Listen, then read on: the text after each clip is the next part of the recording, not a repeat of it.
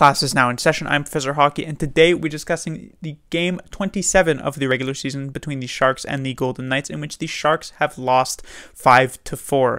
And it was only a few weeks ago where the Sharks faced off against the St. Louis Blues that many people called that the most disappointing loss of the season, a game in which the Sharks had lost 7-6, where they had held 4 different leads but could never actually manage to hold the lead, and of course they'd end up losing. And yet now here, just a few weeks later, the Sharks would now have a new most disappointing loss of the season, dropping this one to the Golden Knights, and I'll explain how it went.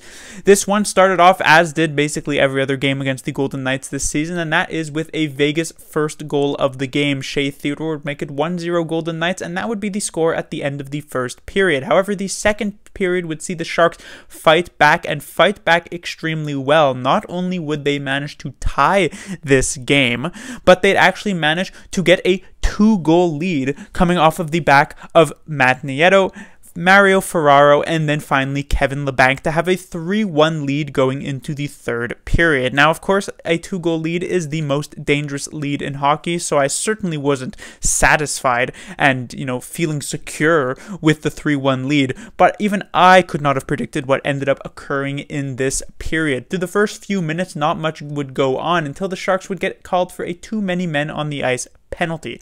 The Golden Knights would immediately capitalize within the first few seconds right off the faceoff to get a goal from Cody Glass, and then it just sort of started to pile on, and within the next few minutes the Sharks would see the game get tied up with a Nick Hague goal, then see the Golden Knights take a 1-goal lead with a Ryan Reeves goal, and then finally see the Golden Knights turn this entire game on its head by immediately taking a 2-goal lead off of an Alec Martinez power play goal, and it would be 5-3 Golden Knights. The Sharks would get one back from Evander Kane on their own power play to make it 5-4, but that would be it for the scoring in this game. And so the Sharks, a game where they led 3-1 after 40 minutes, they would end up losing, and not just losing, but losing in regulation, meaning they would not even get a single point for their effort here tonight. First thing to talk about would be Devan Dubnyk, and it seems as though the clock has struck midnight here for the San Jose Cinderellas as Dubnyk returns back into a pumpkin with his performance here tonight. He had been very good for the past few games for the San Jose Sharks in nets, but here tonight left a lot to be desired, and you could see Devan Dubnyk was mad even with himself in a lot of these situations. Only the second and I would say the fifth goal were 2 goals where you could maybe excuse the goal being let in from Devan Dubnyk. On the second one, if I'm not mistaken, this one hits Glass in front and takes a pretty fortuitous bounce for him, allowing him to then poke it in to make it 3-2. And on the Alec Martinez goal, this ends up being a cross-crease pass, which you never really want to allow if you're the penalty kill in this situation. And while Alec Martinez does take a moment to settle this puck, which you would think would give Devan Dubnyk an opportunity to settle in net, the fact that it was going to be cross-crease, I feel as though Devan Dubnyk was trying to just get across as fast as possible, so I'll forgive him for that one. However, for the other 3 goals are more or less just ones he absolutely needs to have. Both of the Shea Theodore and Nick Hague ones are just regular slap shots from the point. They don't get deflected. They're through maybe very minimal traffic. I think maybe Timo Meier is in his eyes on the first goal, and then potentially Erik Karlsson and Riley Smith are in his eyes on this Nick Hague goal. But realistically, you're an NHL goaltender, you need to make a save from, 40 or 50 feet out. And you could see, as I said, that Devan Dubnyk was very mad with himself after letting in those 2 goals. And as well, on top of that, Ryan Reeves' goal, while this one was a deflection, this wasn't a crazy deflection down low or anything like that. This was a deflection that actually slows down the speed of the puck rather significantly, and yet it seems as though Devan Dubnyk is sort of on autopilot save mode and just takes way too long to actually recognize the change of direction on this puck and just kind of floats by him. So a disappointing night for Devan Dubnyk. In the end, however, since the Sharks do have a back-to-back game coming up this weekend, Devan Dubnyk will end up getting one of them, but we'll see if Martin Jones can put up yet another performance equal to the one he did against the Anaheim Ducks a few nights ago, to see if maybe he can get a bit of a run as the starting goaltender here, or if the Sharks will just be once again left with 2 pumpkins in net. Next, I'll talk about John Leonard. He draws back into the lineup here as Rudolf Balcers goes off with another injury, though apparently unrelated to the previous injury that he had just a few days ago. And Leonard was actually very good here for the Sharks tonight. He played a big role on the second goal of this game for the Sharks, which was the Mario Ferraro goal. And while he wasn't given too much ice time here with just about 10 minutes, he seemed to be one of the more effective forwards on the Sharks side. So I do hope that he actually manages to retain his spot in the lineup. And I will say this: if Rudolf Balcers does return from his injury for the Friday game against the St. Louis Blues, and Leonard ends up drawing out of the lineup, but for some reason both Handemark and Curtis Gabriel managed to retain their spots, even though those are the two players who are the biggest liabilities for forwards at the very least on the Sharks squad at the moment by far, I will be extremely disappointed in the coaching staff, because those two players have not looked good in the past couple of games, and Leonard, after the performance here tonight, definitely deserves another look. And I hope that that could be a case for most of the rest of this season at this point. Next, I'll be talking about Evander Kane. Yet another great performance from Evander Kane earlier on in this season through the first few games of the year.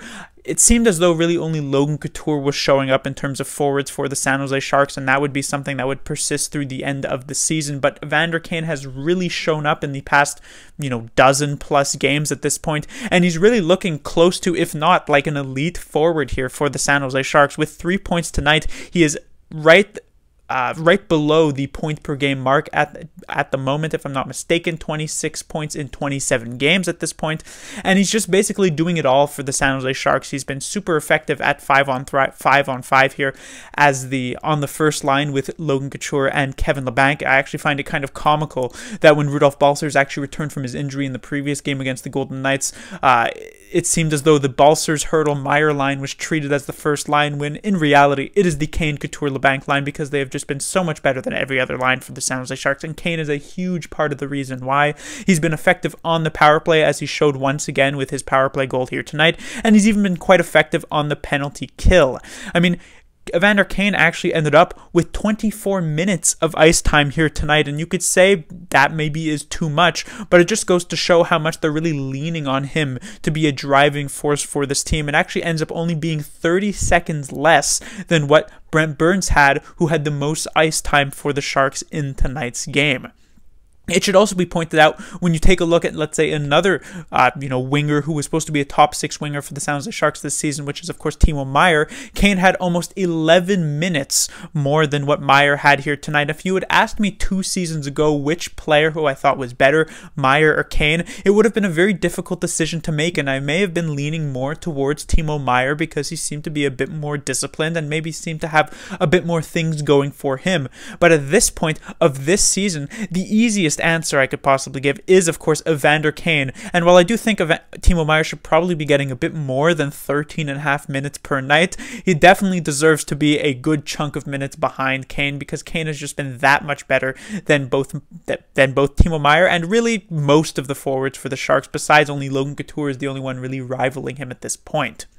And finally, I will mention Nikolai Nizov here for the San Jose Sharks. He has been a big surprise thus far this season, and he has absolutely stepped up in a huge way for the San Jose Sharks in what was a year where it looked like the 6th defenseman would have to be a rotation of, defensemen who would only end up getting like 6 or 7 minutes per night. Players like Milosh or Clayson or, God forbid, Jacob Middleton playing 6 or 7 minutes a night. But Nizov has really stepped up to be able to be a guy who can take 12, maybe 15 minutes a night and be a pretty decent defender.